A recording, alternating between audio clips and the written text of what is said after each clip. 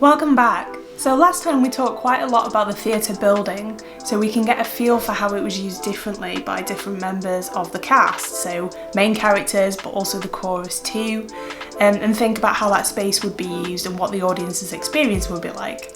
This week I'm going to tell you all about the chorus. The chorus is something that most people find really, really difficult because it's something we're not used to necessarily from English tragedy or from Renaissance drama, certainly not in quite the same way. Now, the chorus are basically a group of people that represent a public voice. They're typically a demographic. So you might get a chorus of old men, you might get a chorus of women, you might get a chorus of sailors, and different tragedians have different preferences for this. But ultimately what the chorus does is provides a commentary on the play and they guide the action along. So they provide an alternative kind of response and reflection on what is happening on stage.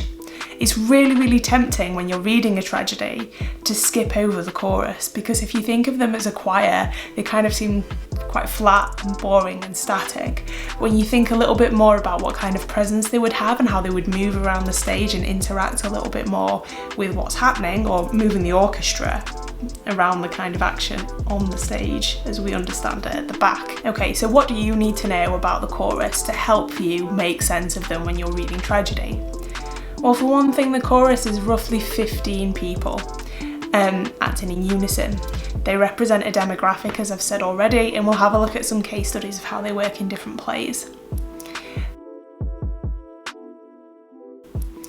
They typically would be singing, so they dance and they sing and they provide that kind of element to the tragedy. So they're not speaking the dialogue all the time. And this means that they're able to keep the pace of the drama moving along.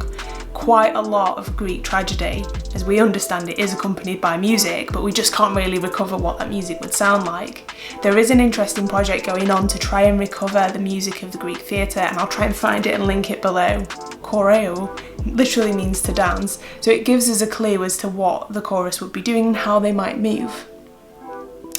When you see this printed in a text, when you see the choral section, it's really long and you can kind of feel like you want to skip over it and get back to the main action, but don't, because they give us really key information about what's going on stage.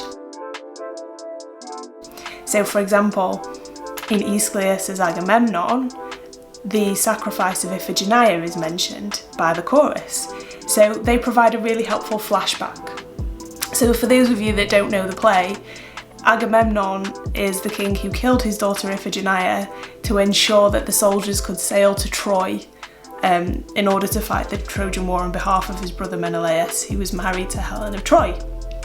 This obviously deeply upset Agamemnon's wife Clytemnestra, and so when he gets back from Troy, that's where the tragedy begins, and that's where the consequences of his actions really start. But it's the chorus that tell us that all-important backstory, and they remind the audience of it at the time. Everybody in the audience sits down with a myth and an expectation, and a tragedian is able to use the chorus to kind of plant which version of that Greek myth, which version of the story is important, and what are we judging the characters on a little bit more. The next thing to know about the chorus is the way that they present their songs. So in the printed text I said it would already be massive. In your edition, you'll also notice discrete titles. So the titles you'll see are an ode, a strophe, an antistrophe, and an epode. And a lot of my undergraduates say, what on earth are these? And they break down the structure of the way that the chorus might perform. They don't necessarily stand like they're on songs of praise and sing. They would be more dynamic and they would be moving. So an ode is made of 3 parts. An ode is the overarching name of what the chorus do. A strophe is delivered on one side of the stage. An antistrophe is delivered on the other side of the stage in a kind of corresponding meter, so each one answers the other. And then the epode at the end is where the chorus come together and all sing together. And it allows the chorus to deliberate and evaluate what's going on a little bit more explicitly by having that structure, so it's not to be ignored. So I hope that helped you out a little bit. The best things to think about in your exams or in your essays is the relationship between the chorus and the characters. What's the demographic of the chorus and why is that important? Can you point out elements of them interacting with characters? Can you help sort of break down and structure how dynamic that chorus would be? They're the key things I think you should take away and think about for next time. Okay, see you soon. Thanks. Sorry for being late today. Another one of my projects is creating illustrations of the ancient world to sell online. I'll leave a link in the description below. So far we've got vintage travel posters of the Colossus at Rhodes, the Hanging Gardens of Babylon and the Lighthouse at Alexandria. I'm aiming to complete the other 4 of these 7 ancient wonders this month. So have a look on Redbubble and please like and share and pass it on. Thanks.